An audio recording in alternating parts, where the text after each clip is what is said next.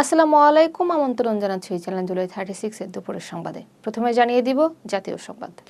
পিলখানায় BDR সদর দপ্তরে 2009 সালের হত্যাকাণ্ডে শহীদ সেনার সদস্যদের প্রতি গভীর শ্রদ্ধা জানিয়েছেন রাষ্ট্রপতি মোহাম্মদ শাহাবুদ্দিন ও প্রধানমন্ত্রী তারেক রহমান।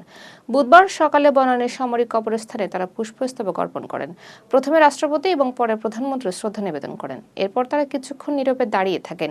শহীদদের রুহের মাগফিরাত কামনায় বিশেষ মোনাজাতে অংশ নেন রাষ্ট্রপতি ও প্রধানমন্ত্রী। প্রধানমন্ত্রী তারেক রহমান বলেছেন, ফ্যাসিবাদ মুক্ত বাংলাদেশ পিলখানা হত্যাকাণ্ডের নেপথ্য কারণ এখন জনগণের কাছে স্পষ্ট। শহীদ সেনা দিবস উপলক্ষে দেওয়া বাণীতে তিনি এসব কথা বলেন। তিনি বলেন, সশস্ত্র বাহিনী দেশের সম্মান ও গৌরবের প্রতীক। শহীদদের আত্মত্যাগ জাতি কখনো ভুলবে না বলেও উল্লেখ করেন। আগামী 10 মার্চ প্রধানমন্ত্রী তারেক রহমান ফ্যামিলি কার্ড বিতরণ প্রকল্পের পাইলটিং কার্যক্রম উদ্বোধন করবেন। এই কার্ডের মাধ্যমে সুবিধাভোগীরা মাসে 2,500 টাকা করে আর্থিক সহায়তা পাবেন।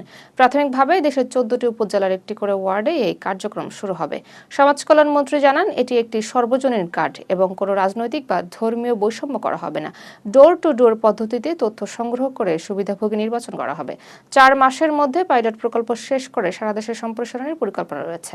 নারীর ক্ষমতায়ন ও অর্থনৈতিক স্বাবলম্বিতাই এই প্রকল্পের মূল লক্ষ্য। বায়তুল মোকাররম জাতীয় মসজিদে অনিয়ম ও দুর্নীতি উচ্ছেদে কঠোর পদক্ষেপ নেওয়ার ঘোষণা দিয়েছেন ধর্মমন্ত্রী কাজী শাহ মোফাজ্জল হোসেন কায়কোবাদ। তিনি বলেন, দুর্নীতি করা ও দুর্নীতি সহ্য করা দুটিই অপরাধ। জাতীয় মসজিদকে ঘিরে কোনো দুর্নীতি বরদাস্ত করা হবে না। সাংবাদিকদের সহযোগিতার প্রশংসা করে ভবিষ্যতেও সেই সহযোগিতা কামনা করেন তিনি। মন্ত্রী বলেন, ভালো মন্দ সংবাদ বলে কিছু নেই, আল্লাহর সন্তুষ্টির জন্যই কাজ করবেন। তিনি মহান আল্লাহর ইচ্ছায় বর্তমান সরকার গঠিত হয়েছে বলেও মন্তব্য করেন। গাজীপুর সিটি কর্পোরেশনের নবনিযুক্ত প্রশাসক হিসেবে দায়িত্ব গ্রহণ করেছেন শওকত হোসেন সরকার। মঙ্গলবার সকালে স্থানীয় সরকার মন্ত্রণালয়ে গিয়ে তিনি আনুষ্ঠানিকভাবে দায়িত্ব বুঝে নেন।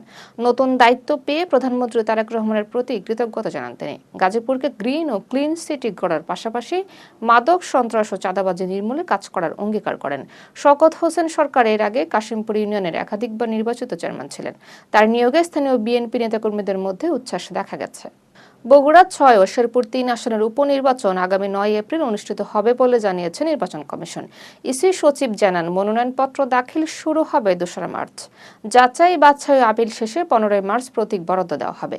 সকাল 7:30 থেকে বিকেল 4:30 পর্যন্ত ভোট গ্রহণ চলবে। শেরপুর 3 আসনে একজন প্রার্থীর মৃত্যুতে আগে নির্বাচন বাতিল হয়। বগুড়া 6 আসন প্রধানমন্ত্রী তারেক রহমান ছেড়ে দেওয়ায় উপনির্বাচন প্রয়োজন হচ্ছে। রাষ্ট্রপতির প্রেস সচিব হিসেবে চুক্তিভিত্তিক নিয়োগ পেয়েছেন সাবেক সচিব সরওয়ার আলম। জনপ্রশাসন মন্ত্রণালয় 1 বছরের জন্য এই নিয়োগ দিয়েছে।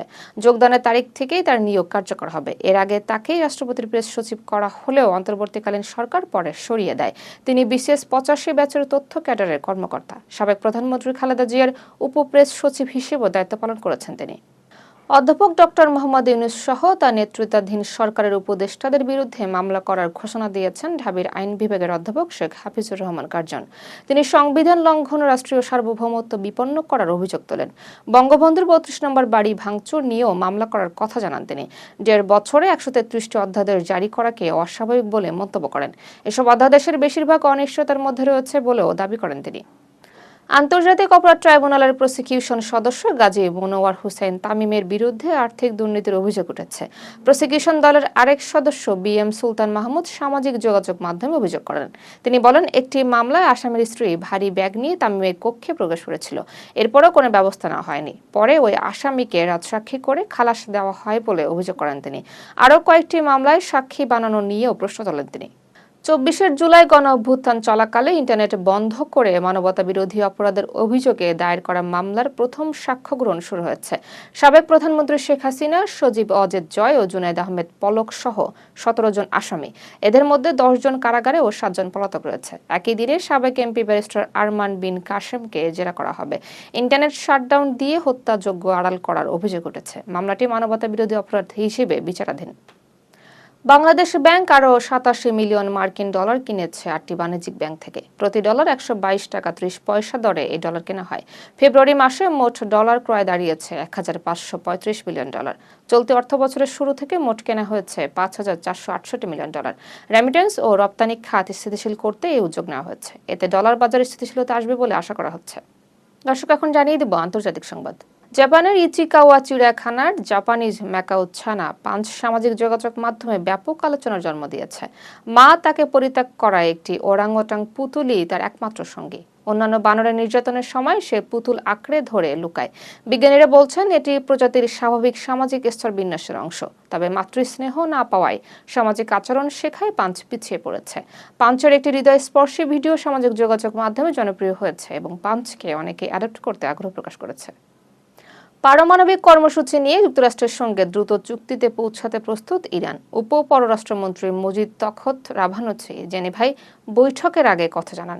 তিনি বলেন, সততা ও সদিচ্ছা নিয়ে আলোচনায় বসবে ইরান। যুক্তরাষ্ট্রের পক্ষ থেকে সামরিক শক্তি ব্যবহারের হুঁশিয়ারি দেওয়া হলেও কূটনীতিকে অগ্রাধিকার দেওয়া হচ্ছে।